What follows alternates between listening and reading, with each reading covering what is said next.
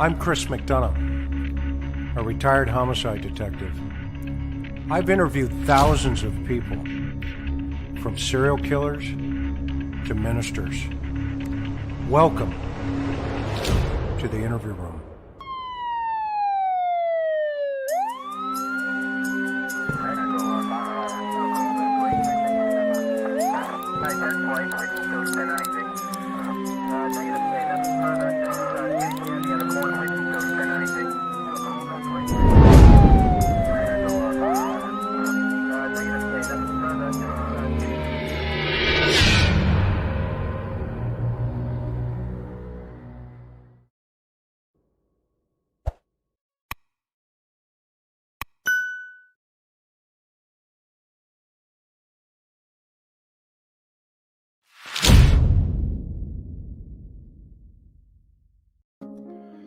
Aloha, everybody.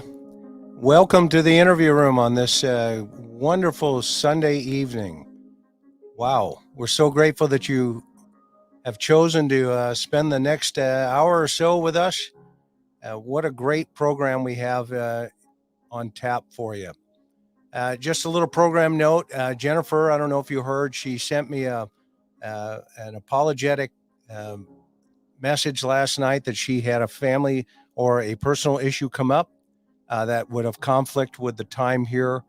And so she wants to reschedule. And so we're going to do that in the future. As always, you know, here in the interview room, family comes first and this other stuff can wait. So, but that said, it's always great to have a lot of friends. I picked up the phone and called a good buddy of mine that I've known for quite some time. He was deputy chief in the sheriff's department of Washoe County. He was a 2-star. He's a great man. And I said, hey, Tommy, I need a guest.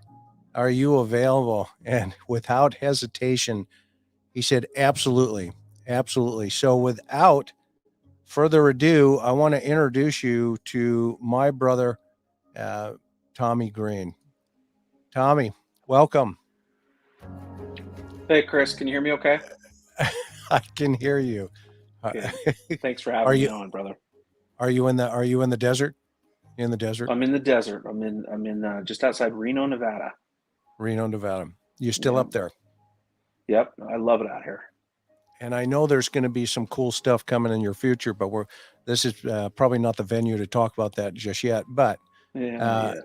yeah, I want to tell you guys a little bit about my brother here. Okay. Well, first of all, he's running a PI business, but he was his calling in life, he'll tell you, was as a deputy sheriff, and allowed him to rise to the ranks over a 26-year service career. And he ended up first in the detention centers, then patrol as a deputy sheriff, and then numerous investigations assignments, working burglary, which we used to call chasing toasters, fraud, federal, and then he was assigned to an FBI Safe Street task force. And you were cross sworn as a special Fed officer, right, Tommy? Yeah, special federal officer. Yep. Okay. And he's worked numerous other units such as sex crimes, elder abuse, robbery, and of course, my favorite, is homicide. He believes in his career that was the greatest thing that happened, and I concur with that. That the people of Reno were very, very, very, very, very fortunate to have him rise to the rank of deputy chief with the sheriff's office. And he became that rank, overseeing the administrative bureau and the special enforcement and detention centers. So when he retired after 20 something years, 26 years of continual service, he thought, you know what, I should start a new phase of my life. And what did he do? He opened up his own PI business, which is in the link down below. Uh, and it's in our blood, isn't it? Isn't it, Tommy? It is. It is. I think back to when I first started before I even became a police officer.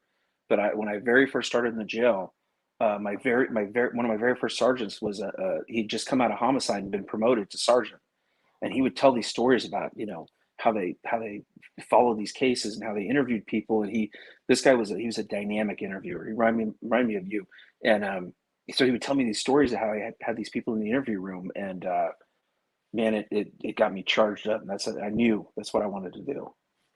Awesome. And so when did we because we're going to talk about a couple of cases tonight and kind of crossover cases. I mean, I'm up here in Michigan right now on the D Warner case, and the other reason, I thought it would be really cool that you brought up is you had a caper, almost a carbon copy of what's going on, not only up here but what's going on in Colorado and San Diego with Maya Meliette. There's, the Suzanne Morphew case. Mother disappears.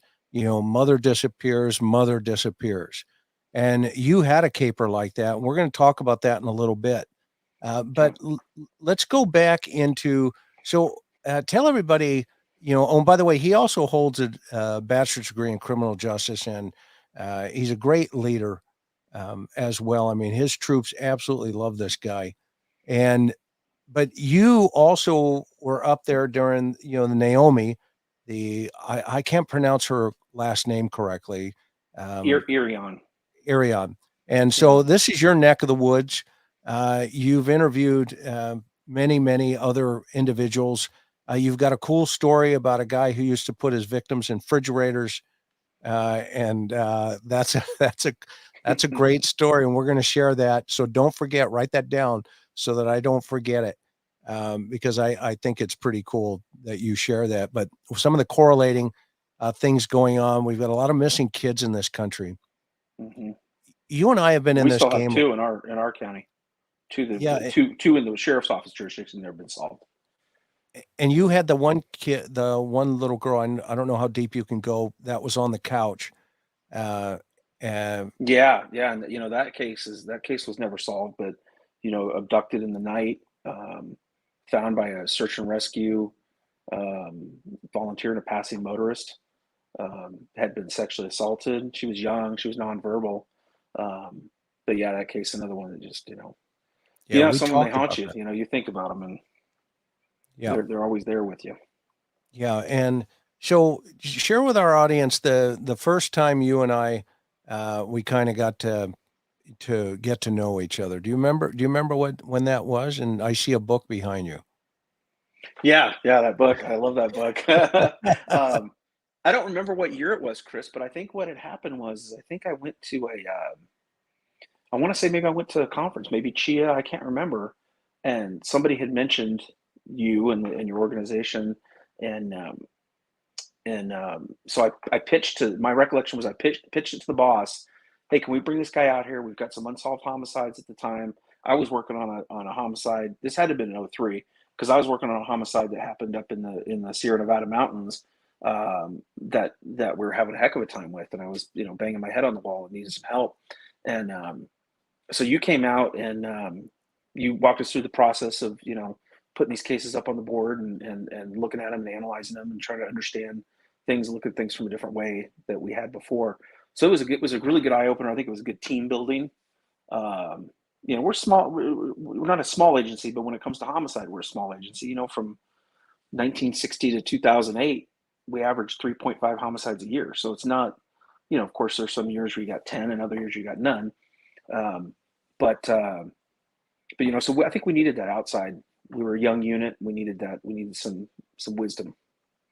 Yeah, well, you were a great leader in that team, and you guys ended up putting together not only some solid cases, and if you can believe this, I mean, the internet has really changed, and YouTube has changed the dynamics of how people see law enforcement, Right. And the lies that they can say about us. I mean, I've got people out there that says, I worked 17 years on the job and then I was let go, and and all these other things and this craziness. It's like, and you can't, if you respond to it, it's like, okay, you're stooping to their level, right? So it's almost like the Right, street right. where, they just lie, they lie, they lie, they lie, they lie, and you can't do anything about it. So, you know me, you've known me a long time. I just like, okay, whatever, have a great day. Let's talk about real victims. Let's talk about, real families, not, this cuckoo, cuckoo-ness out there.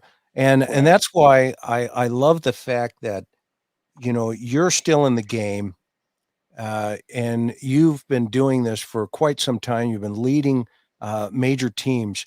So, what I want to do is introduce you to the world here. Right now, we've got over 1,000 people already chiming in. Okay. And so I want to ask everybody if we can show some love to Tom Green here out of Washoe County Sheriff's Office, retired deputy chief. And or chief deputy, I'm going to ask you to tell him where you are, and I'm going to put my goofy music on. Everybody knows that, and we're going to give you a little shout out. And then at the end of this, Tommy, let's talk about how you put together your cold case team, and then let's talk about a cold case that you brought tonight to share, if that works with you. Does that sound good? Sounds great, Chris. I mean, yes. Thank you. Okay. Yes. Okay. Here we go. All right. So let's tell them where we are, folks. We got Canada's in the house. Denmark, and this is crazy, Tommy. This is absolutely crazy. East Tennessee, Alberta, Canada, Oregon. Let's see, Ohio, Philly's in the house, Missouri, Maryland, South Florida, California. Sorry to hear that. We love you. And these people are amazing. Ontario, Canada, Nova Scotia, coastal Georgia, Aloha, the island of Hawaii, Idaho, Maryland, San Francisco Bay, Florida, Rogersville, Tennessee, Wisconsin. Go Packers. Way to go, Paisley. Wilbur, Alabama. Tough going down there in Alabama. They got a missing cop down there, a sheriff. Pennsylvania. South Carolina's in the house. Indiana. Hello from Ireland. Thank you, Angela, for being here. The UK's in the house. Absolutely love you guys. Thank you so much across the pond for taking your time with us. We are so grateful. Utah's in the house. New Mexico, Delaware. We got anybody from Reno out there that knows Tom? Let's see if you can weigh in. East Tennessee, New Zealand, North Carolina, Minneapolis. Awesome. Just absolutely awesome. South Mississippi, Ireland's back in the house. Jackie Lyons, top of the morning to you. Thank you so much. Tamara Harper, Texas Panhandle. Love Texas. Go Detroit. Boom. Right there. Go Tigers. Mary's in the house. Hi, Mary. Maine's in the house. The Treasure Coast of Florida. Beautiful area. Absolutely beautiful area. And Philly's in the house. Thank you so much. And thank you always, first and foremost, our membership, our subscribers, our mods, our Patreon members. We can't do any of this without you, without your dedication and support to help us out. For us to be where we're supposed to be, helping these families, we can't do it without you. So we're grateful, obviously, first and foremost, to our moderators, our leader, Miss Sophia, Maui Girl, Mimi J2, Teresa Milligan, and of course, Stephanie Erb. Each and every one of you are so appreciated, and we're so grateful to have you on our team. Seattle's in the house too. I see them coming in. Sherry, Virginia. Thank you, Sherry. Sherry is in Virginia, Central Mississippi. So, Tom, let's talk about the development of your cold case squad, and how did that come about? And share with everybody a little bit about how you guys pulled that off. Yeah. So probably right around the time when I came into detectives, I think I was about 99. I was there for a short time, and then I went to that FBI task force. And so when I came back from that task force, they had started, they had a cold case detective. And so that detective had 33 plus cases, and was at that time was just trying to go through and look at cases that had some physical evidence that had not been tested yet, because now DNA was a pretty good thing. We still have an outstanding crime lab at the sheriff's office, so we had everything in house. It was unreal. And so they were eager to start looking at some evidence. And so that's what that detective did, was he sat down and started kind of going through the cases and submitting these lab reports. Well, you and I both know that those take time to come back. And so there was a lot of downtime waiting for those things to come back. And I think that there was a little bit of, not on the detective's part, but on the administration's part, they were looking for, hey, if we're going to dedicate a guy to a cold case unit, we need to see some results here, because we're taking a detective off the line. We didn't have enough staffing to backfill him. So I think there was a little bit of drag there, and then there was a little change in regime, and there was a new detective assigned in there, and that actually it was kind of an interesting case. We had this. We can talk about it later, but we had the Sheep Flat Jane Doe case that I think you and I talked about that happened in around 1982, and so we had a Jane Doe.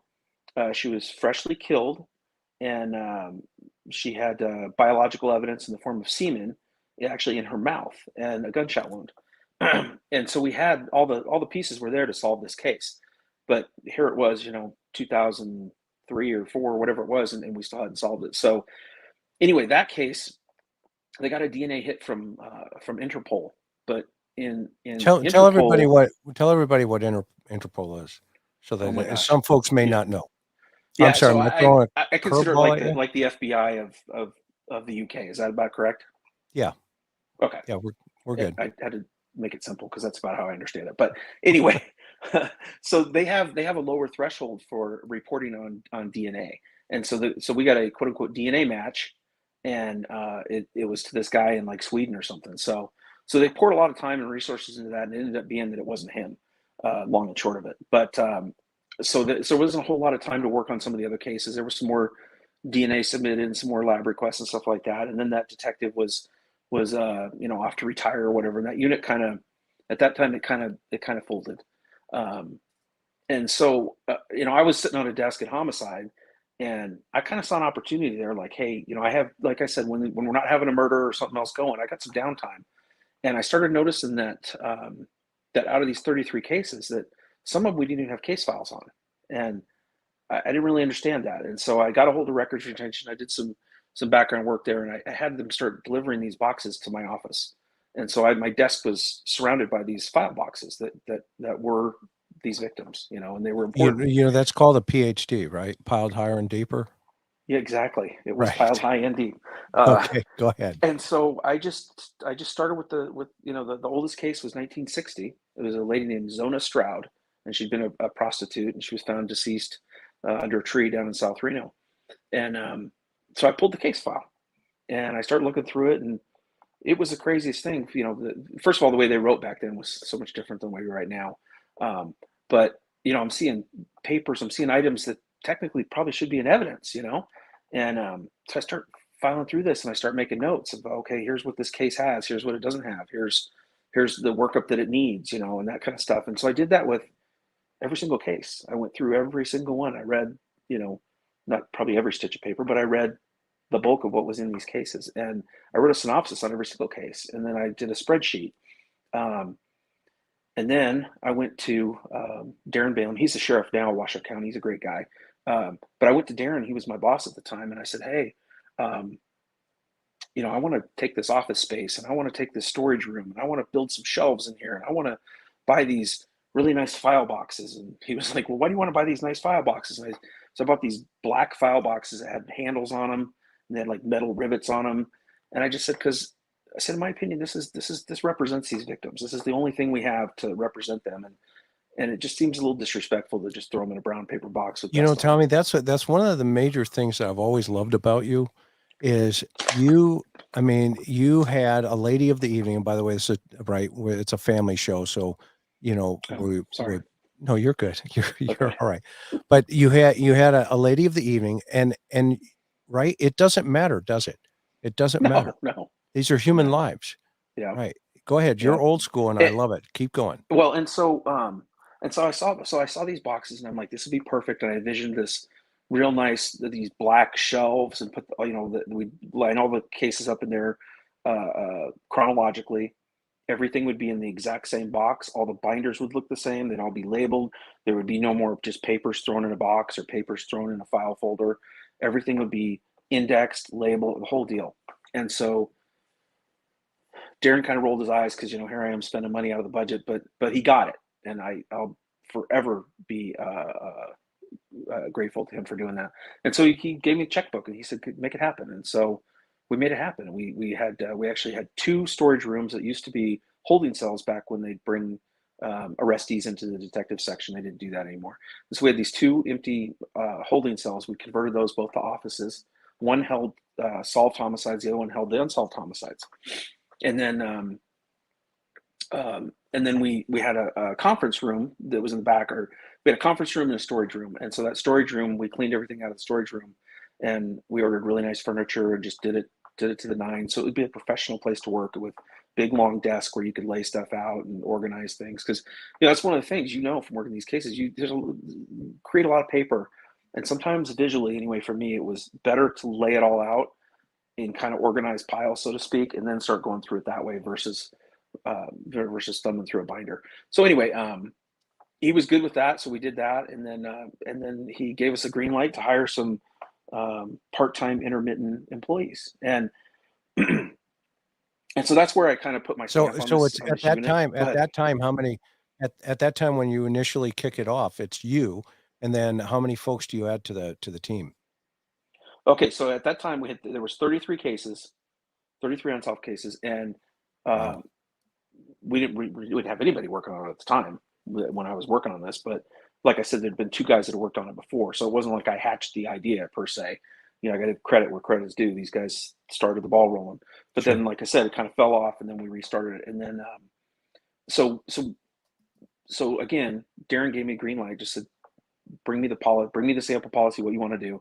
And so the way I crafted it, I thought anybody that's ever worked at the sheriff's office before is going to bring a bias with them. They're going to bring a lens. They're going to look at a report that Joe Detective wrote, and they're going to say, oh, that guy, he's a joke. Whatever. They're going to have some bias about him. And so I didn't want that. I wanted somebody from outside of our agency to come in, some retired detective, like yourself, Chris, that had been there and done it, knew what they were doing, and could take a clean look at these cases objectively and start going to work on them. And he didn't disagree. And so we tried, and we couldn't find anybody from outside of our area. So we ended up with 2 Reno PD retirees. One of them was Dave Jenkins, and the guy was a legend in this area. He worked detectives forever. I know who he is. He's a good guy. And the other one Yeah. is Rick Belkey, who had supervised detectives and is a really good guy, hard worker, deep initiative. And so those 2 got started. I got an intern from the college, and they started grinding on those cases. They started organizing them, like I said, getting them all organized exactly how I envisioned and wanted them. And together we sat down and we picked, I think there was 3 cases that we picked initially and said, let's focus on these 3 to start with, without, because we're not going to shotgun 33 cases. Let's focus on these 3 and get some lab requests in, and you guys start doing what you think you need to do on them. And that's how it kind of started. Oh, amazing. And so when things started to, well, what was the aha moment? What was one of the first cases you guys solved that you came Well, across? it's funny that for me anyway, in the cold case realm, the aha moment was I was in a meeting in a conference room. We had a big conference room. They call it the Nevada room. It's shaped like a triangle, like Nevada. And so we're in the conference room, and I'm in there with Rick Garrettson. He was my partner, and he was working detectives at the time too. And the crime lab comes up, and they've got like a present wrapped like a present.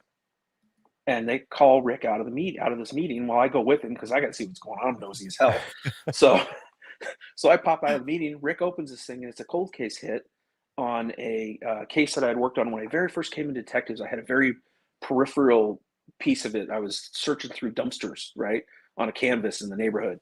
But it was an awful case. This elderly woman in her 80s, found dead in her home in Verdi, which is a really quiet kind of bedroom community on the way to California, and she'd been beaten to death. It was awful. It was a terrible case. And her family was really well known. Her like one of her daughters, I think, was a judge.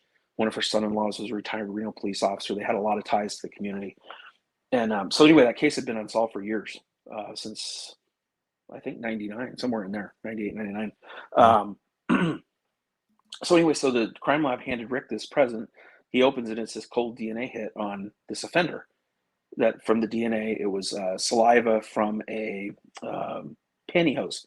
He took her pantyhose and either had him on his head or wiped his face or something, but it was saliva on her pantyhose that did the deal. And so so that day we dropped everything, and they assigned Rick as the case agent for it because he was assigned to the case anyway. So they assigned him as a case agent. They assigned me as a co-case agent, and I was hooked at that point because I did a lot of the back end work. I did the affidavit for search warrants and I'll tell you crazy. I'll try not to get too derailed, but on that case, one of the only things that was missing from her home was a old plug-in flashlight. They had a cradle that plugged in the wall that was actually screwed to the wall, and then you set that flashlight down in the cradle. It was like a Black & Decker flashlight or something. Well, that flashlight was missing. So that was it. That was all the there. I suspect think took. maybe her wallet. I can't remember, but that was the main thing. Was that flashlight was missing? It was bizarre. And so anyway, the backstory was that this individual from California had driven up here for unknown reasons in a stolen vehicle, killed her, and then drove on to Elko, which is like 4 or 5 hours from Reno, east of Reno towards Salt Lake City. He got arrested in the stolen car. He got released from the jail in Elko, took a bus or something down to Henderson, Nevada, which is by Vegas, broke into some elderly woman's home down there, beat her, put her in a bathtub, and then he was trying to kill her, and he took a toaster. It was either a toaster or a hairdryer, one of the two, turned it on, had it plugged in the wall, and put her in the bathtub and threw it in the bathtub, but the cord was too short, so it unplugged. So this old What a lady, sick puppy. it was horrific. This old lady climbs out the window of a small bathroom window and falls 2 stories down to the floor outside and crawls away and escapes. So anyway, he gets caught in her car in Los Angeles. And so he's in prison for that case in Los Angeles, or in California. So anyway, so I get a hold of the guy who owned the truck that had been stolen that was driven through Reno. I get a hold of the guy, super nice guy, who lives in Sacramento. I tell him the whole story. I said, "Did you find anything that was in the truck when you recovered it from the police?" He said, "Yeah, there was some clothing and stuff in there." He goes, "But there's this one." He goes, "There was a flashlight in there. It was really weird." And this is years later. And I go, "Okay, can you describe it?" And so he describes the flashlight we're talking about. I love And it. so my next question is, "Do you still have it?" And he's like, "Yeah, as a matter of fact, I do." So Rick and I, we were out of there. We drove to Sacramento that day and went and met with him, interviewed him. He gave us the flashlight. Road trip. Road trip. And it was a perfect match. They were able to match it perfectly that it was from there. So it was just another nail in this guy's coffin.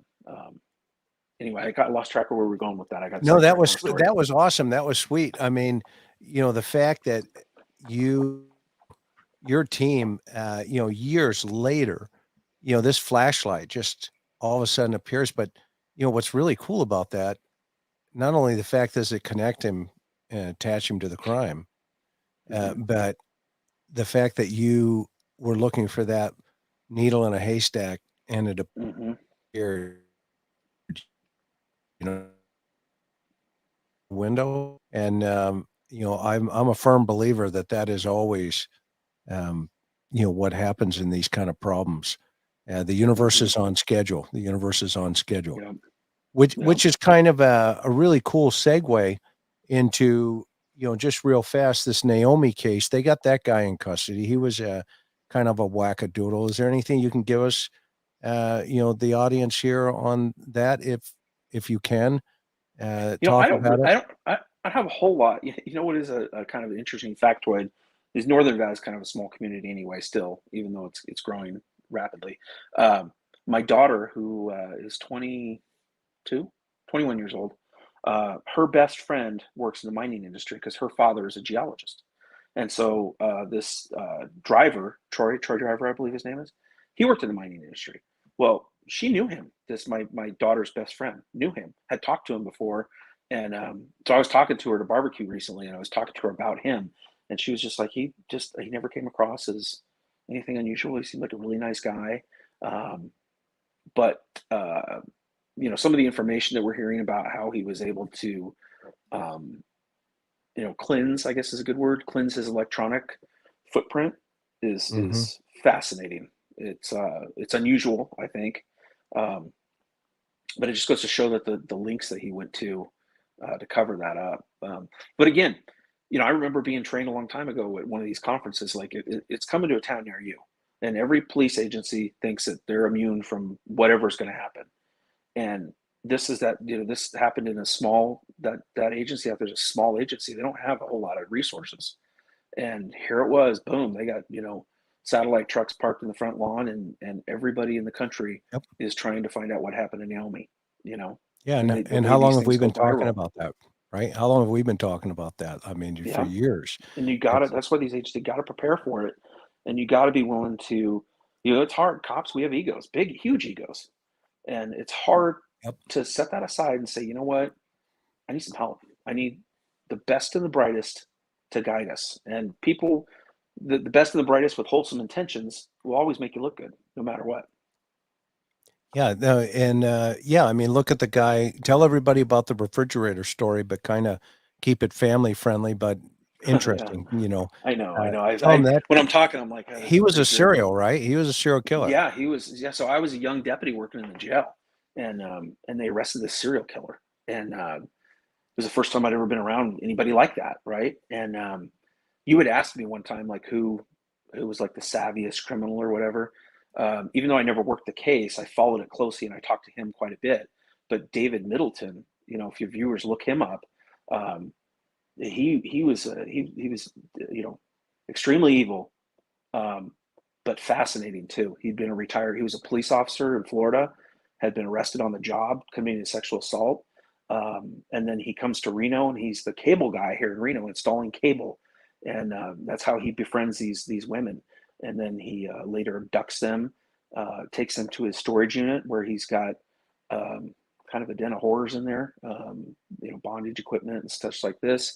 But he had modified a refrigerator where the older refrigerators, for those who've never had anything but a side by side, the bottom door was the refrigerator, and then the top door was the freezer. Well, there's a shelf between the two, basically, and he cut a hole in there so that your head would fit through there, but you couldn't put your head back down once the door was closed, and so he could have the person standing up inside with the bottom door closed and locked up, and have the upper part open, and all you would see was their head. And so he eventually tortured these women and killed them in the storage unit. Yeah, But he's a that was a sick joint puppy. case with he was terrible. That was a joint case with the Reno Police Department and the Washoe County Sheriff's Office, and so that guy's up in Ely still. And I think he's on death row. you guys called him the cable guy. Yeah, they called him the cable guy. The media picked it up Okay. for the Not cable the guy. comedian. Not the No. comedian. But when I talked to him in the jail, you'd have to interact with these people. All that our jail was based on a direct supervision model, so it's open. They're not in their cells all the time. We're mingling amongst them, talking, and that's just the way we ran our jail. And it's a beautiful facility. Anybody ever comes to Reno, go for a tour of the Washoe County Jail. I'm telling you, will not be disappointed. And we do a lot of tours. Uh, but he was just super polite, but you could always see the wheels were turning with that guy, and you just never really knew what his motivations were. But again, just super polite, professional when he spoke. You would never in a million years would you look at him and think serial killer, which we've heard that before, right? In some of these other big cases, Yeah. Bundy and some of these others, that you just never would think serial killer. Yeah, they're always the charismatic charmer who's just Hmm. kind of like, oh yeah, he's a nice guy. And I Yeah. always, tell, well, Karen, my sweetheart, as you know, she's always like, ah, no, there's something wrong with that guy. And I'm like, you know, well, no, he's a nice guy. No, there's something wrong with that guy. And right. I mean, 99.9% of the time, if when women have that intuition and they follow it, they're Hmm. right. They're Yeah. right. And I Yeah. know I don't know if you've read that book, The Gift of Fear. I've not read it, but It's a I'm very familiar critical with it. reading, critical reading, I think, especially for women. Um, um, like we saw with this. And I'm not saying that in the Naomi thing that anything could have prevented. Who knows? Sounds like it could have been a blitz attack, and those are tough to tough To to defend from. But that fear, that natural fear that you have, tells you something isn't right. You need to listen to that. Yeah, trust your instincts. I mean, today, Yeah. how do you think the internet is playing into? I mean, the true crime community here on YouTube, for an example, there's really, some different things that take place. There's people that are just out there to, do what they do, and it doesn't really apply to anything as a whole, i.e., the victim or anything. They just use it as a platform to almost listen to themselves. And then there's Mm-hmm. these real serious folks, retired, doctors, lawyers, psychologists, cops, judges, DAs, nurses, I mean, they're teachers. And that's my community here in terms of the interview room community. I mean, if you look over at our chat over here, I mean, these are really smart people, Oh, and without a doubt. we love them. I mean, we absolutely love them, and because the number one rule, you and I both know, cops don't really solve crimes, do they? No, No. not often. No. Where's it come from, right? Yeah, it comes from that tip. It comes from some piece of evidence that a scientist analyzes, and whatever. Yeah, and it's funny that you say that, because I think I'm the first person at the sheriff's office to ever start. I had an account with Web Sleuths. I don't know if you ever heard of that group, but it's Oh like yeah, a forum. And so I yeah. posted stuff on there because they had a whole thread going about that Jane Doe case that I was talking about. Hmm. And so they were on there, and they had glommed on, and I don't blame them. They had glommed onto old information that had been released in press releases years ago. And like one of them had to do with like dental work. We thought at one time that her dental work was of European descent. And so they went into a whole long thread about that whole stuff. And so I was able to come in there and update some of the information for them, so that they weren't, spinning their wheels on something that had already kind of been vetted out. Right, And right. and, Quickly. and explain the evidence and stuff like that. And so I think it's great. And I think that agencies that interact with the public in this forum or any other outreach process, through the internet or anything like that, Facebook, they're light years ahead of some of these other agencies that still are saying, no, no comment, we're not talking to the press, and we're not going to talk about this case in the public, and making a big mistake, in my opinion. Yeah, and and that's real leadership there. I mean, because you can speak with authenticity. I mean, you've been there, done that. Not only on the homicide side, you've run the team, so you get the role of everybody in the group. Mm-hmm. And I tell people all the time, and I've told agencies many times in classes that I've had the privilege to help, where you just go, okay, rule number one is don't let the chief go in any press conference until it's over. Okay, period. Because, when I interviewed Dodd, Wesley Allen Dodd, one of the things he told me is one of the first things he did is with one of his victims, he took him back to the house, and then he turned the TV on to see what the press coverage was.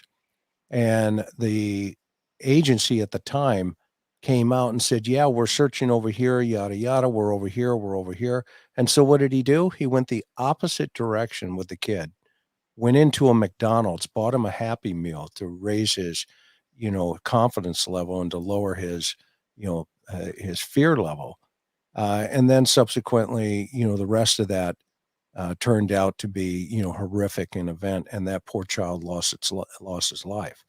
Mm-hmm. And so I learned a long time ago, what to tell agencies. Look, if you may not like what you hear, but the reality of it is they're adapting and improvising and learning as much as we are. I mean, I mean, you can tell stories for days about the reality of that. I mean, even in prisons, right? What did they used to teach us early on? What the really hardcore guys were doing? They were practicing in the yard how cops would pat them down, and then Mm-hmm. how they could spin on them. Remember those days? Oh yeah, for sure. Yeah.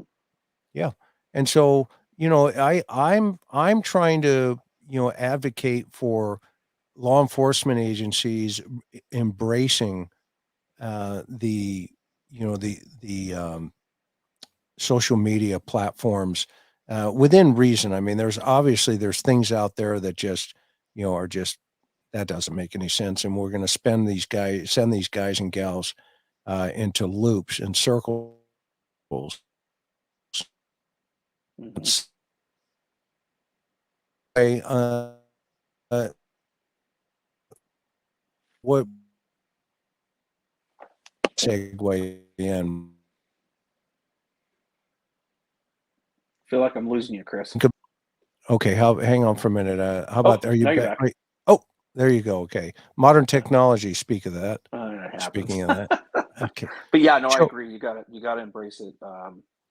Because the way I always ran things is, well, first of all, I never saw a camera. I wouldn't jump in front of them. People always gave me a hard time for that. But I love to talk about what I did when I was working and the good work that the people that worked with me did. Um, but I always said if we don't tell the story, somebody else is going to.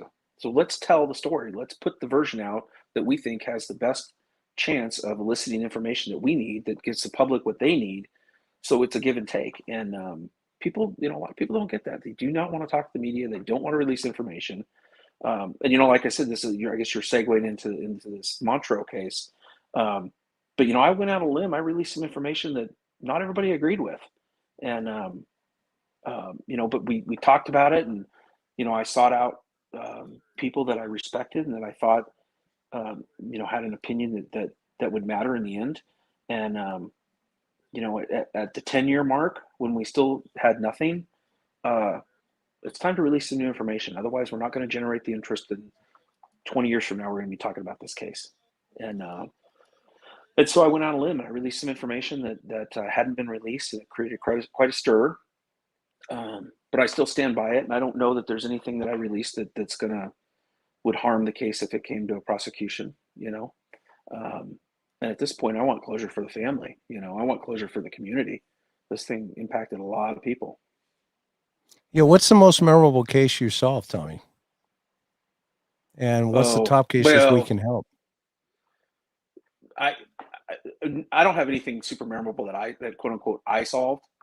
But the case that generates the most excitement for me that was solved that I worked on was that sheep flat Jane Doe case, which was just solved a few years ago through new DNA technology, this familial DNA through a genetics lab I believe in California, and they were able to identify both the offender and the victim, and so to me that was because that case had haunted detectives for years.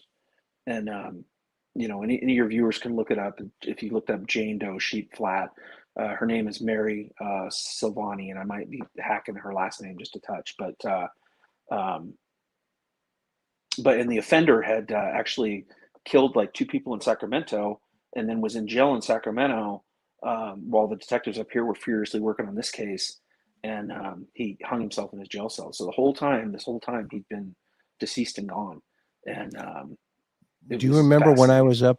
Do you remember when I was up in your house, and I was teaching that you sent me up you brought me up the second time, Right. and it was in November. I can't remember. It had to be 11, or I don't remember exactly when it was, but Brandon, remember I got the text message that Brandon Yeah. had I done think we were that. at lunch, Yeah, we were at lunch, and you were exactly. like speechless, and you're like, what? Do you That remember was that? weird.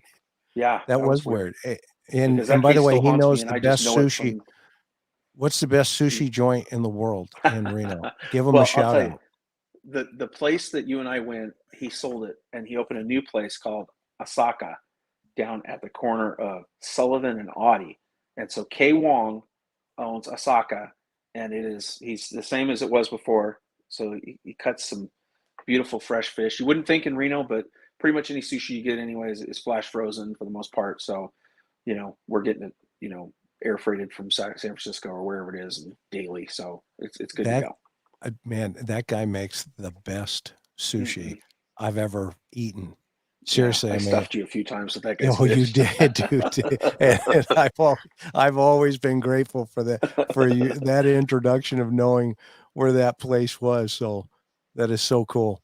And Yeah. yeah, so um, we got old Brandon right when we were there, when Tom and I were there, and I got hit on a text that said, "Hey, Brandon Wilson had taken his life in San Quentin up on death row up there." So it was kind of a real eye opener for the two of us. But but what do we know, right? We've only got a couple of weekends on this job. We're not really sure of how everything works, right? So okay, so No, I got some gray hair.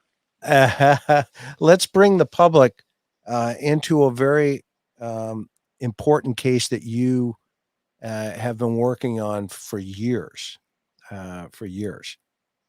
I mean, every time I talk to you and every time we talk, it's like you're constantly moving.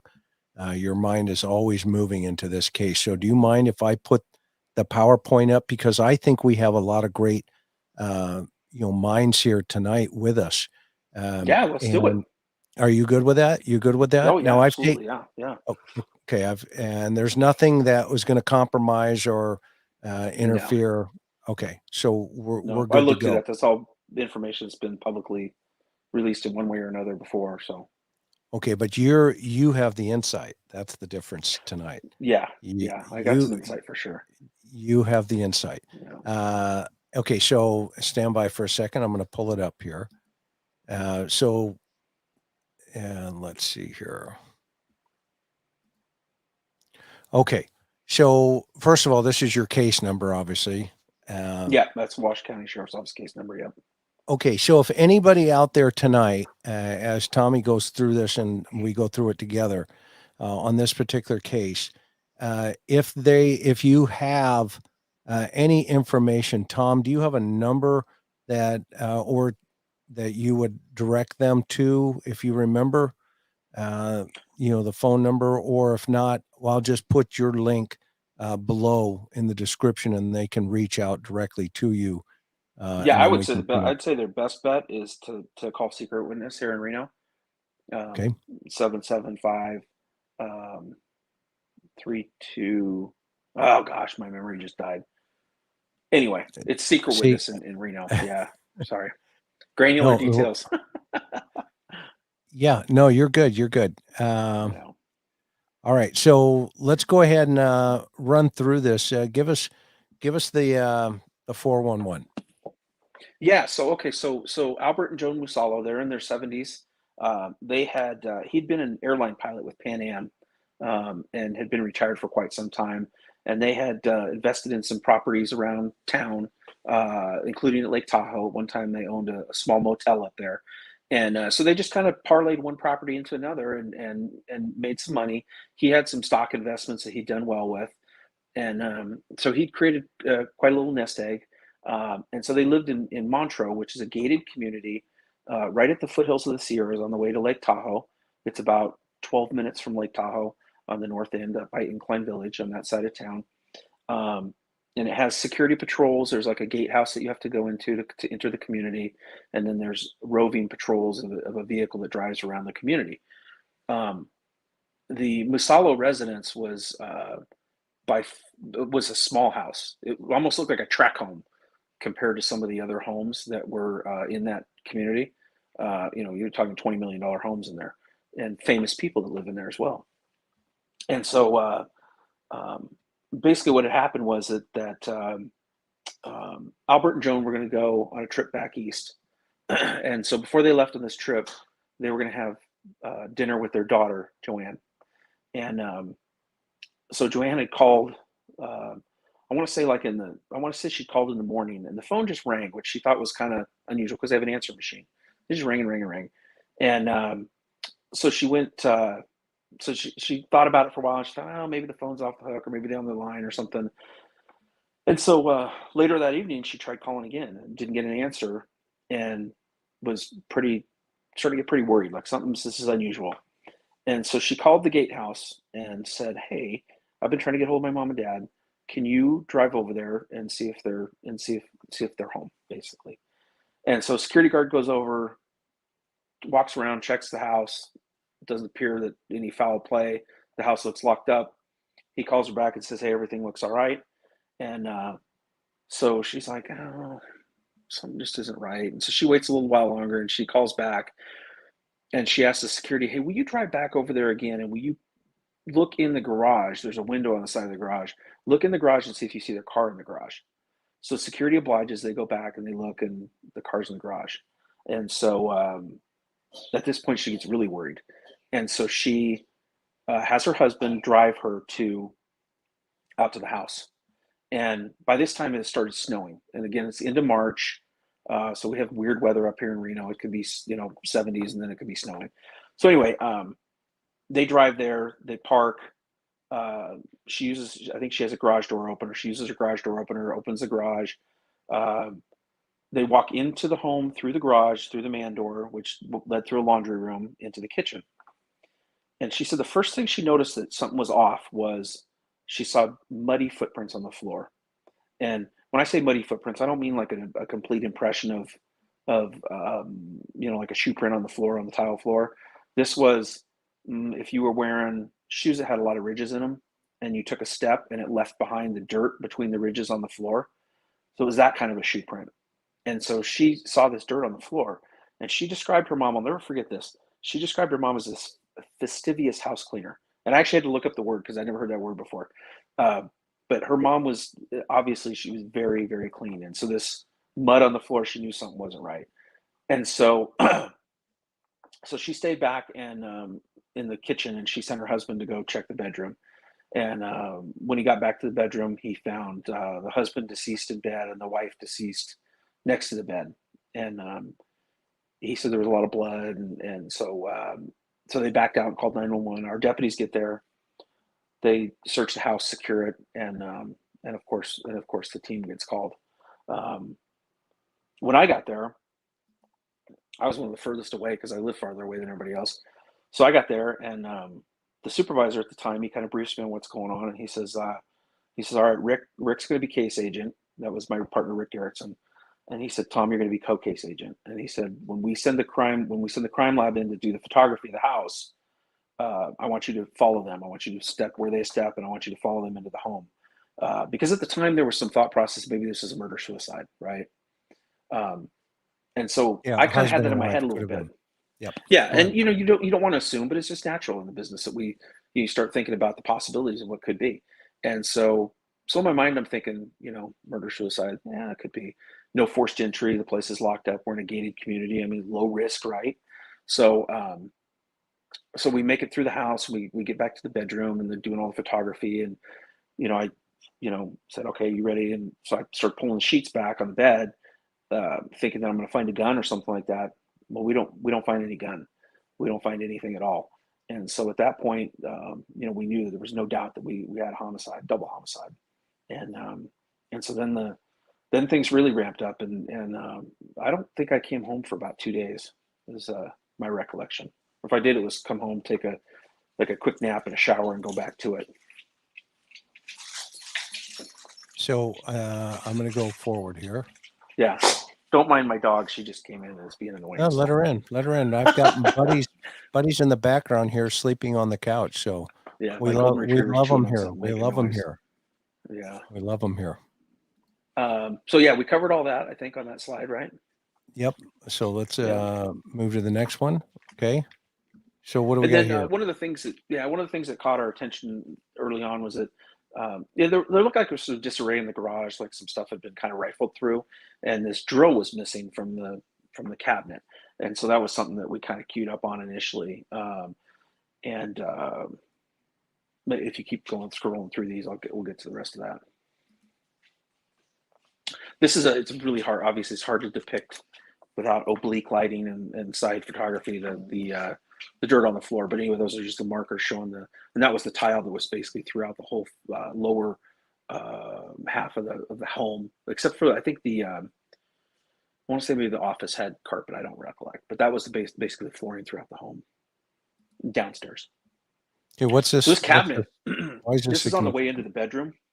Mm-hmm. And that cabinet was standing open just like that when we found it. These are taken contemporaneous through our initial walkthrough. We don't know why. We don't know if it was bumped into or why, or somebody opened it to see if something was in there. We just don't know. But that So was right outside the bedroom door.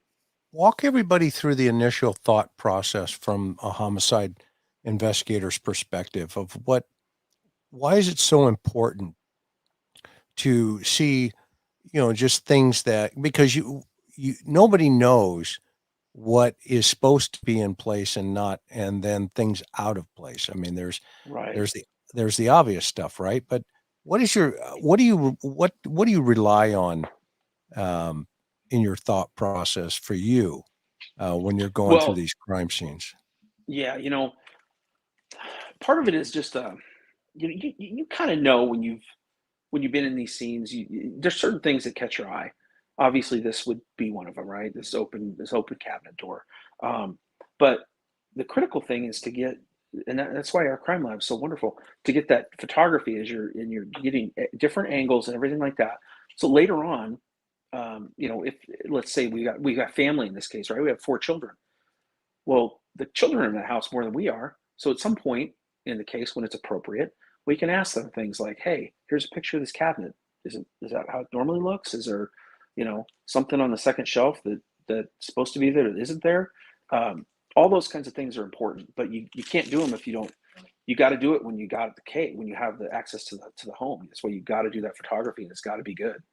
Um, but So again, a lot of times the family's going to be the one that's going to tell you, "Hey, wait a minute, that's not right. That shouldn't be there."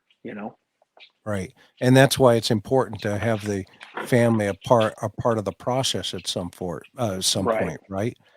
Right? Yeah, I for mean, sure. because now you're really into the very early formidable stages of this investigation, and it's critical to, right, the old saying, bag it and tag it, right? Photo Yeah. bag and tag. Okay, so Hmm.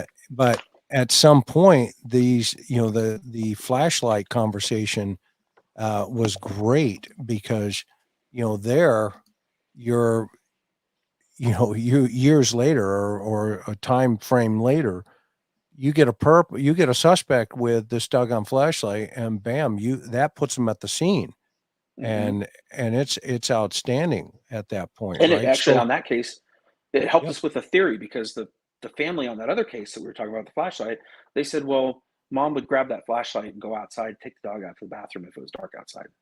So that flashlight, you know, became a theory, a working theory of ours, that maybe she had been outside with the flashlight when the perpetrator first arrived on scene. But Yeah, again, things like that are hugely important. and so you guys ran all kinds of tests. I know you do, and you're going to answer that in a little bit. But Yeah. so this upstairs in the bedroom. Why is this Yeah. interesting? Well, again, mom is reported as being this fastidious house cleaner. Um, all of her beds were normally, they had multiple bedrooms that were not used, and so the beds were sheeted, I guess is what you call it, uh, with a dust cover over the top. And this one, the family thought was unusual that dust cover had been pulled back. More than anything, I put it in here just to kind of give you an understanding of what the home looked like. I mean, it's a very beautiful custom home, just to kind of show the layout of the home. Yeah, because in these neighborhoods, you said the properties were running as high as $20 million, Yeah, and yeah, so did they have a house cleaner? Do you know? they did not. Nope, they didn't have a house cleaner. They had one car.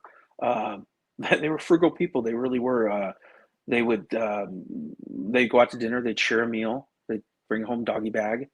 Um, they did not live outside their means at all, and they were not flashy. They had a very tight knit community of friends. Um, they didn't have people over. They didn't host parties. They were fairly private when it came to that. Um, so there's that drill. That drill wasn't actually missing. But I saw in there that people were asking about fingerprints. We spent, like I said, I want to say at least 3 days, at least in that home, with forensics and stuff. We brought everybody we could, especially towards the end. We really brought a lot of people in once the critical evidence had been completed, to like just kind of give me, you haven't been in here, walk this thing and come up with things that you think we could have missed or that we didn't look at, other things like that. Because it's important when you're on a case set for that many days. Things start to meld together, and you're a human. You make mistakes. You overlook things that you've looked at for days, and you go, "Wait a minute, I never noticed that." But somebody with fresh eyes comes in and looks at it. So here's a cool yeah, question: Is the gray yeah. pillow typical in that room, or the color that the other pillowcases were in the other rooms? I don't recollect that. No, I don't recollect that. The answer to that, I don't. I'm sorry, I don't remember.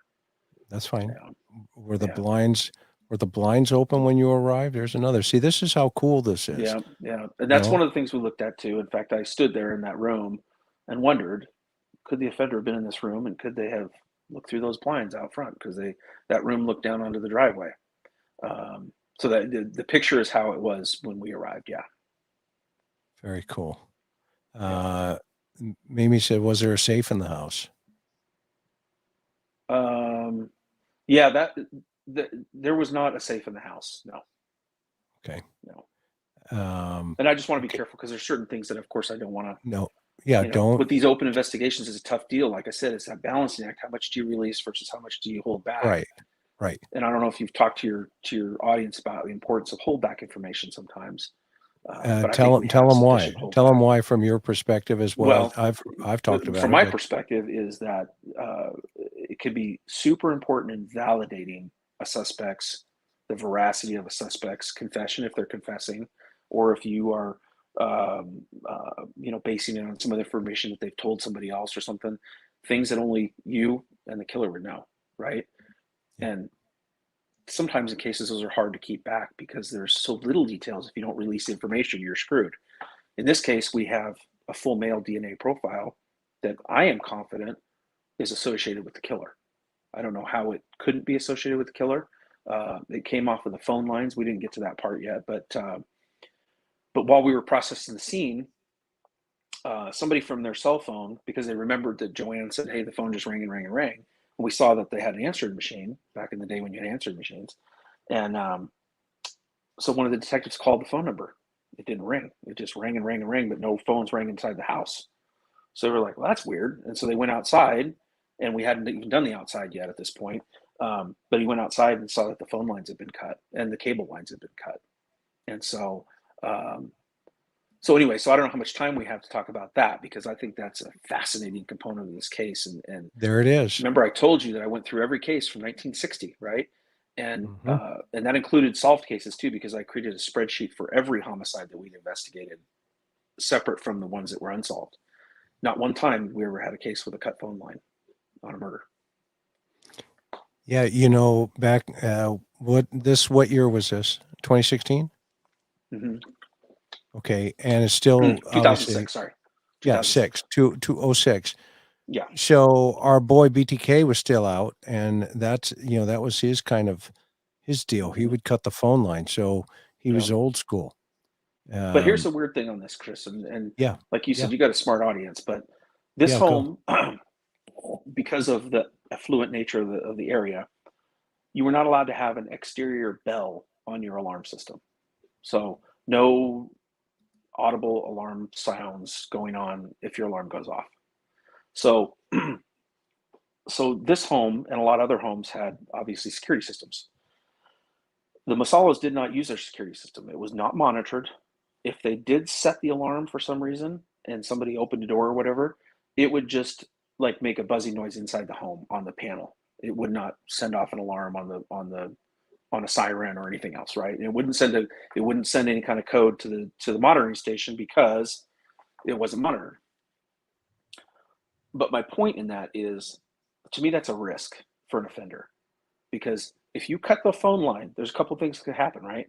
You cut it, you get a cut phone line signal sent to the monitoring station. There's always a Right, sub monitoring station close by that right away. calls the police and says you got a cut phone line at this property. The other point that could happen is you could set off an external bell on the alarm. It would set off the alarm saying cut phone line. It starts ringing the bell. So those are two risks that you have when you cut those lines, that you either are rolling the dice or you already know some information, is my thought process. Now, you can see in the picture that the phone line and the cable line share the same conduit going into the home. So they cut all of them. They cut all the lines. But in effect, it cut the phone line. And where those lines were cut, in the place that you would, if you imagine grabbing that phone line and cutting it, that's where we found a full male profile, full 13 loci DNA male profile. And this is exposed to the weather. This is after a long, wet winter. It gets cold and hot and everything else. And but there's some people that think that maybe that DNA is not relevant. The DNA has nothing to do with it.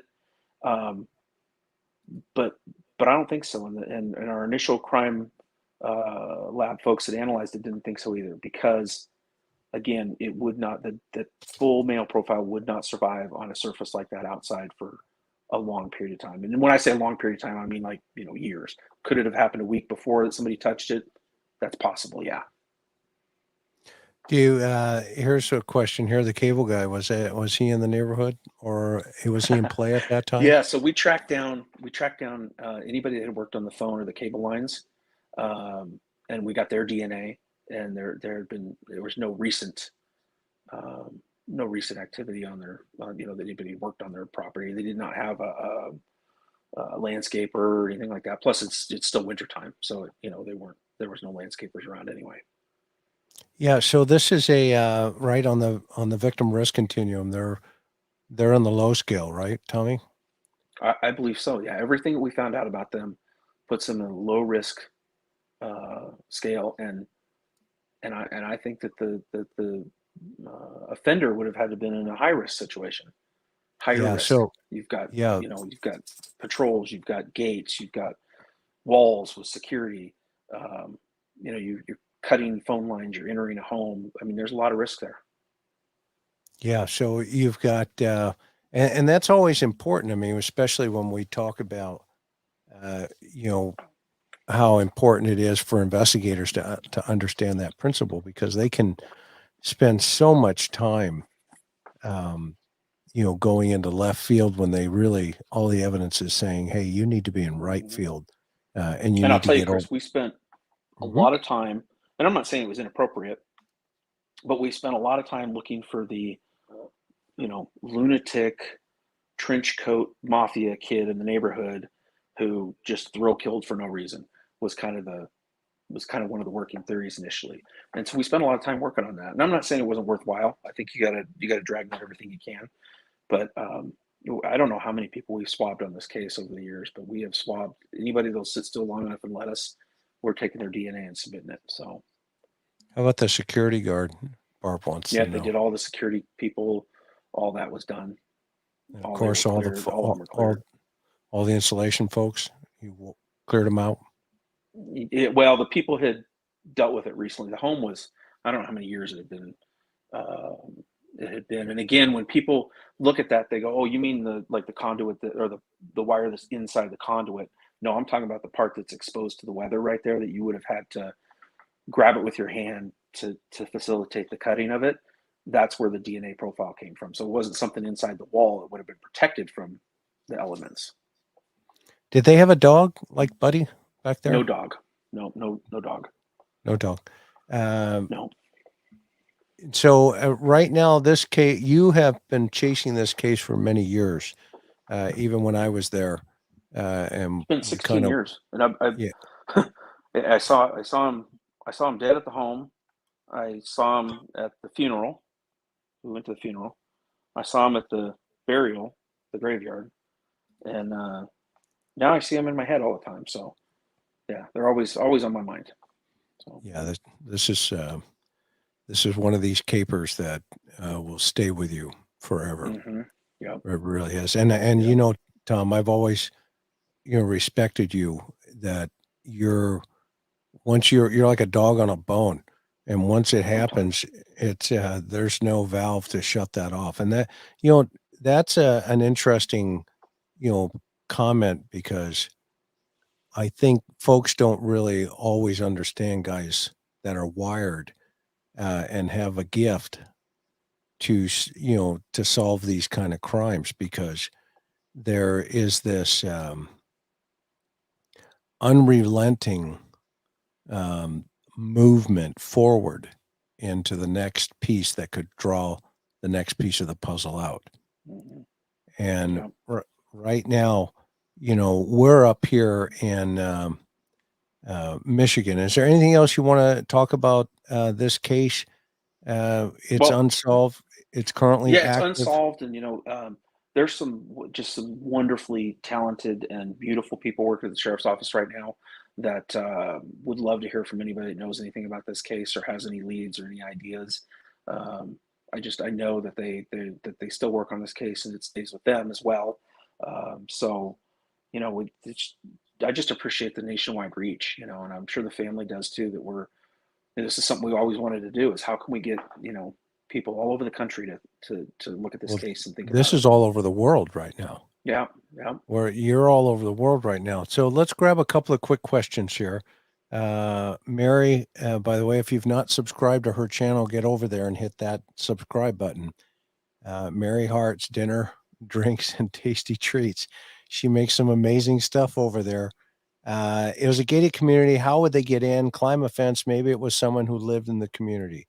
Thoughts, Yeah, if so you that's a can. good And some of question. these you may or may not have to be able to answer, right? From No, the no, get I go. So, think we have a pretty good idea, because what I didn't talk about was that it had rained and it was kind of generally muddy in the area.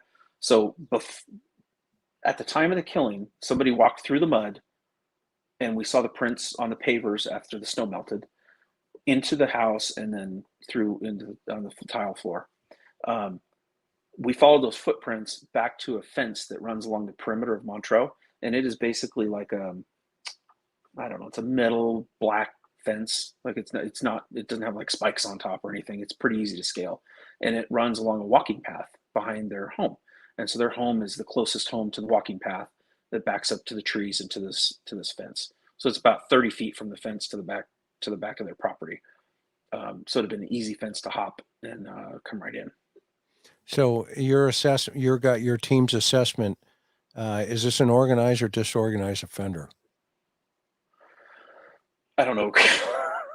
I don't Okay. know. I don't know. We had arguments about that back and forth. So, Okay. um, the cut phone lines and the evidence left behind has some disorganization to it, but the rest of it seems pretty organized to me. But I don't know. Okay. Okay. Yes, no insurance policies. Not that I would talk about at this point. Got it. And any inheritance? No Again, comment. not much that I would talk about, but there were four adult children that it would have been split among. Okay. The other side of the backyard, anything? No, so that like I said, their backyard it backed up to the forest basically in that walking path and the fence. And then if you were looking at the home, to the left of the home was the golf course. So the Montreux professional golf course went right up to their home. Yeah, this is an interesting comment from Northern Farm Girl. It says in the area, is it someone who would not think would do this? Well thought out, a very risk taker. You, I can imagine, how would you not ever take this home in your mind? Yeah, this is that's a good point. Yeah. Let's see here. Yeah, farm girl. Uh, It's living in my mind right now. and Constantly. back then, did they have neighbors with any surveillance cameras, or you're not? No, no. In fact, we checked all that and nothing. Yeah. Yeah, Marlena says, credible tips only, please. Thank Yeah, you. that's Yeah. important. That's Yeah. important. Let's see here. Any enemies in the No, in family? fact, that was another.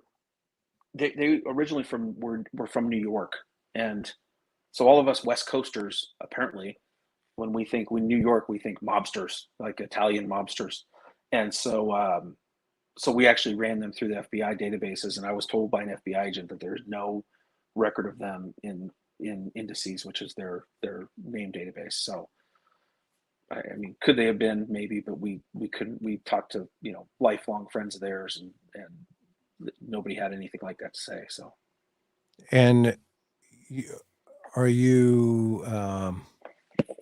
Well, let me hold that question. I'll talk to you offline, but I don't want to say something. I'll get in trouble. It says, "What's your guy at Tom Green?" Okay, I think what she's saying is, "What's your gut?" oh, But what's my gut? yeah, and if you Oh, can't I say, wouldn't that's cool. venture a guess. No, no, I wouldn't want to do that. Yeah. Yeah. Yeah, that's a hard one. It's a good question, but it's a hard one. Was there somebody? Did you guys ever determine Meredith? Did not look like no didn't look to me. It didn't look like somebody had was sleeping in the bed or anything. It looked like the sheet had been pulled back. Interesting. Yeah, and now so if people got credible tips, the case is still open. Absolutely, and there's detectives that would love to hear from you. And that secret witness has on. You can text a tip, or you can do it online. The sheriff's office, you can submit a tip online. If you go to Washoe County Sheriff's Office, washoesheriff.gov or .com, they have an interactive portal there where you can leave tips on cold cases. So this question here: do you guys figure out the size and make of the shoe? No, the tread, the lifts that we did, the gel lifts and all that, they were inconclusive as to size or tread or anything like that. Because again, it wasn't, like I explained, it wasn't like a full footprint. It'd be like the equivalent of you had some mud in between the treads, and when you took a step, the mud was left behind, so you didn't get a good look at the whole footprint. This is a good question. Genetic genealogy. That's a great question. I don't know the answer to that. Okay. Let's see here. Some of those sites, Chris, and I know it's a whole other conversation, but they require a substantial amount of DNA, is my recollection. Yeah, some of them do. We have that. Yeah, and of course, we have Francine Bardol on the Cold Case Foundation. So if any of your team up there wants to, have a conversation with her, she as she is the inventor of the Bardol method, which is they can vacuum. She recently had a case not long ago where they took DNA off of a rock. Wow. And I was like, wow. I mean, she became famous because she was able to take DNA off of a shell casing, right? Mm-hmm. She was able to peel DNA off of a shell casing and through the suction method. And now, she's pulling stuff off of a rock and we're scratching our heads going, oh my goodness, the science here is getting so crazy. So crazy. Yeah. Good. Crazy good. That's a good thing. Unreal. Yeah, it's unreal. And so I'm up here in Michigan right now, and we've got a mom. Her name is Dee Warner, and she has just vanished off of her farm with her husband. And now, that doesn't that sound familiar, right? Yeah. And you had a caper back in the day of Mule. How do you pronounce her? Yeah. Well, we call it Mull. It was Christine Mull, Muhl. Tell everybody about that case and how you guys cracked it. And are you going to kill me if I have to move though? Because my phone just glared at me that I have like 10% battery, so I might have to go plug it in. Yeah, go plug it in. It's going to be kind of disruptive because I got to get up and walk away from my beautiful studio. Go. I'll stay here and I'll play some music. And while you're gone, let's show some love here for Tom while he plugs his phone in, and then tell him where you're at again. Let's do another roll call. What do you think, everybody? Okay, here we go. Our guest here tonight is Chief Deputy, retired Sheriff from the Washoe County Sheriff's Office. He ran the homicide team up there. And we're talking about some cold cases that he's been living with, and he wants to, hopefully kick a little off here. As somebody said, Chris, sing. Have you heard my music? If you get a chance, go listen to my music. I did a couple of things. I'm waiting for Josh over at the lab to talk, to show us. He was able to have my last copy of the song Letitia. From Letitia Hernandez case back in the day. So we've got Florida in the house, Cincinnati, Virginia, Nedville, Texas, Tahoe. Hey, you got some Tahoe folks in the house for you, Tommy. Illinois, Pennsylvania, Toledo, Ohio. Love Ohio. I'm just a little bit north of you guys. Dover, Ohio, Northern Ontario, Virginia. How about our overseas family? Um, we're almost at 100,000.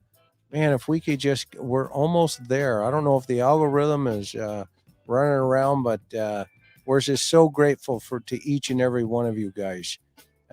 We sure love you, and we love our mods, Miss Sophia, Maui Girl, Mimi J2, Teresa Milligan, and Stephanie Erb. We cannot do this without you. Without you, we sure love you. British Columbia, I'm so grateful that things are starting to open up back up into our great friends up north. Belfast in the house. Top of the morning to you, Alan.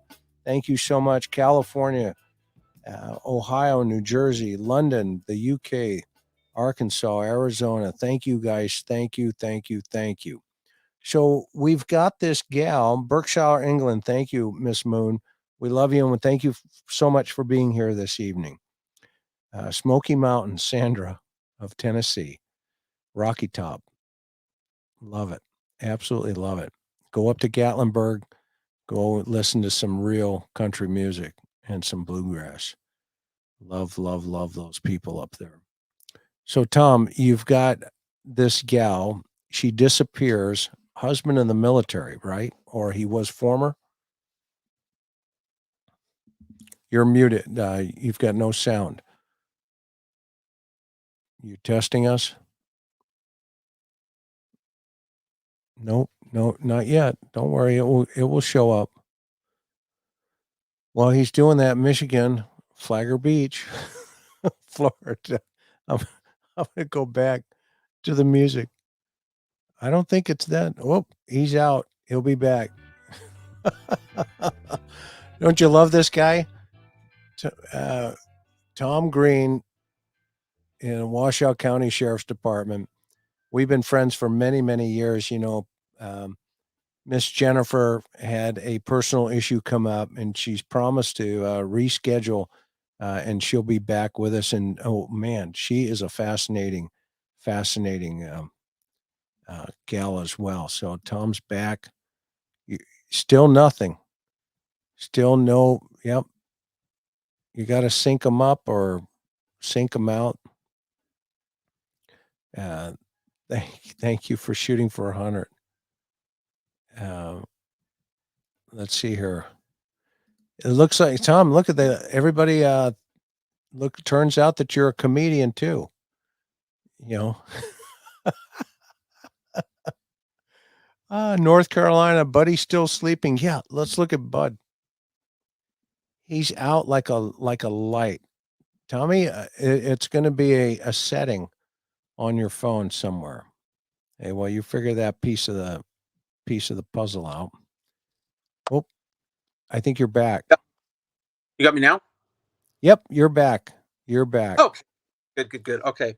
Well, let's do this before I really screw things up. So the mole case is a fascinating case, and the only case I ever recall working where somebody encased somebody in concrete.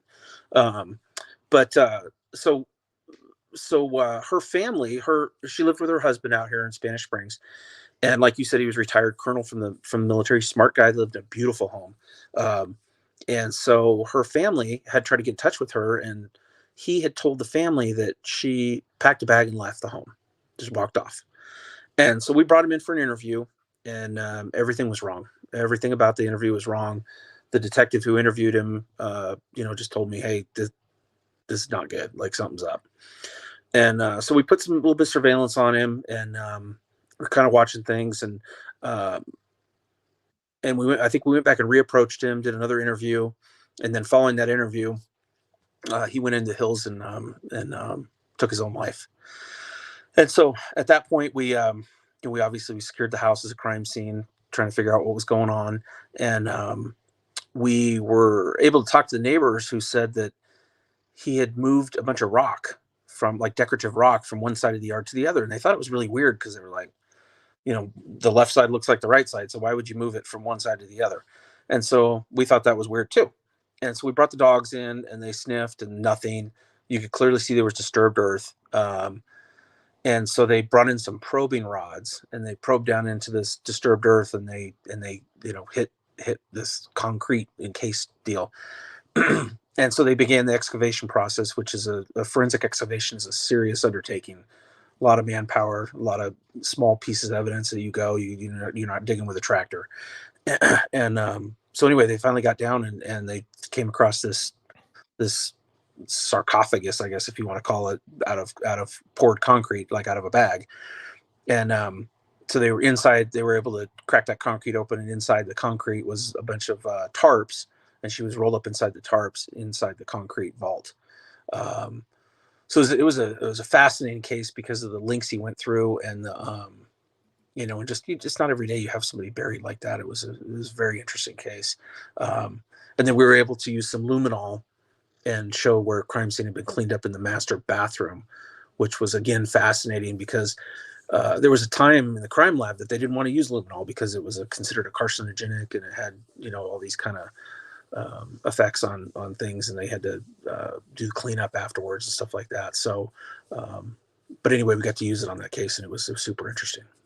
Yeah, explain how luminol works, if you would. Is that okay? Yeah. So I'm no scientist, but my limited understanding is there's iron in the blood, and even during cleanup process, some of that iron's left behind, and this luminol interacts with the iron, and it glows. So you have to shoot it you spray it in the dark, and you spray it on the area that you think could have been, could have had blood, and you can see sometimes cleanup and smears and droplets and things that just weren't visible from the naked eye, and they can photograph it as well. Awesome. Well, in this case up here, Miss, D has just kind of vanished. And according to, the sources that last saw her, i.e. her husband, she somehow just made her way to either Jamaica and or Mexico. And she left a quite substantial wedding ring behind. But she did take her curling iron, Tom. She took her curling iron with her. So at some point, I'm sure that curling iron's going to, surface. And the cool thing about it, next week I've got is Mother's Day, and we've got an amazing guest coming back, one of my partners in crime up here, a guy named Billy Little. And he is one of the brightest legal minds, quite frankly, I've run across in a long time.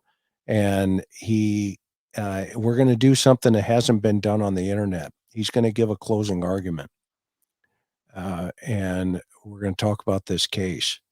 And you're going to see some things that nobody has seen yet. And we're going to, without compromising anything, we met with the sheriff, and we met with the FBI, we met with the Michigan State Police, and it's going to be pretty fascinating to see. But he, like you, is a brilliant man. And I want to tell you that I've had you now for an hour and 28 minutes. I promised you I would keep it to that point. I just want everybody to know that this man here tonight, if you don't know him, go to the link below. Here you can hit him up in his life right now, because things could change in the near future. But Tom Green is, in my opinion, one of the best investigators out west this country has. He is as you can tell, he's a fascinating mind. He's tenacious. He does not let go. And if you have any kind of problems, please hit him up out there. He was chief deputy on the Washoe County Sheriff's Department, 26 years on the job, and he's an amazing human being. So, Tommy, I have a tradition. At the end of every show, I let my guest give the final closing word. And then at the end, I always take everybody to Hawaii because, as we used to say when I was a kid, Biaka mai. Fortunately, because my dad was in the military, we lived in Hawaii at Kaneohe in the Marine Corps Air Station over there for many years. And that's how we landed over in California after he got transferred to Camp Pendleton. That's how I ended up in Southern California. but I've always loved the Aloha spirit.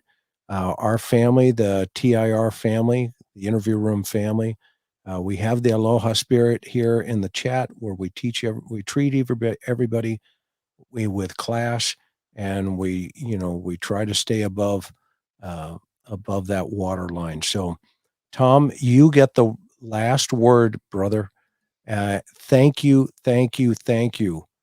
for coming on the show at just the drop of a hat. When I called you when poor Jennifer had that family problem, and I was like, well, she's like, I'll get you again. I said, don't worry about it. We got it. We're good. And I called you and I said, hey, Tom, what are you doing? Right? And you're like, what do you need? Let's make it happen, brother. So you get the last word, and then we're going to go to Hawaii. Okay. Are you good with that? I'm good with that. So, okay, hang on. Oh, go ahead. You're going to get a full screen here, bud. Don't get ahead of me yet. Don't get ahead of me. Hey, and also everybody, make sure you tune in. We've got some good stuff coming up this week, and make sure you tune in next Mother's Day. I just want you guys to know how much we love you and how much we appreciate you. And as you can tell, Buddy just is having a great time back there. So aloha, stay akamai, be good to each other, be kind and considerate to each other. Don't believe all of the stuff out there. Follow your heart. If you feel that there's something that just doesn't feel right or look right, you're right. So follow it. So Tommy, you've got the last word, and then we'll go to Hawaii. Well, I want to thank everybody that tunes in to Chris, and each one of you has something to contribute. I think that's valuable. I think that's important. And Chris, just keep doing what you're doing, brother. And let's make a difference in victims' families, and let's bring some closure to some of these cases. And with that, back to Hawaii, I guess. Aloha. Thank you.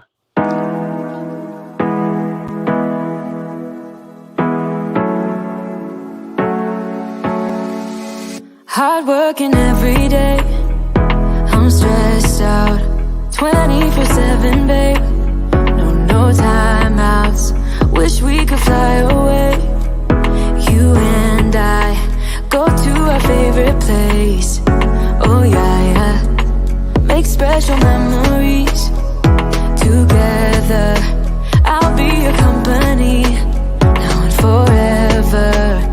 I say we fly away, you and me, go to our favorite place. Feeling the sun on my face in Hawaii. With you, Hawaii. With you, Hawaii. With you, Hawaii. I need a summer breeze, some fresh air to put my mind at ease. No cares. You wanna come with me? Me and you go to our favorite tree. Are you ready now? We jump on a plane now. We're taking away. Yeah, we're taking away. Don't hesitate now. We're taking away. Yeah, we're taking away. We'll never come down. We're going away. Yeah, we're going away. You and me. Feeling the sun on my face in Hawaii.